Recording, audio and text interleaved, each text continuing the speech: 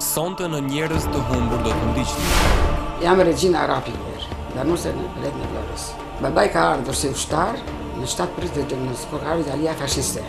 Me zbarkimin e forcave italiane në Shqipëri më 7 prill të vitit 1939, Tero Gubbiotti, një ushtar italian, krijon familjen e tij, prej të cilës detyrohet të ndahet shumë shpejt. Sot, pas ardhesja e tij e vetme në Shqipëri, Regjina Arapi kërkon të di më shumë për babain e saj. Pas tentativash të shumta për t'u larguar në Greqi, Florian Dervishaj zhduket në muajin gusht të një viti më parë. Çfarë ka ndodhur me të?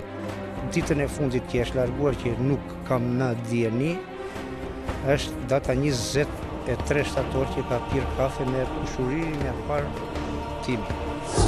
Në gusht të 2012-s, Shqipëria shpalosi historinë e saj në ngjarjen më të madhe kulturore në Itali, mitin Rimini.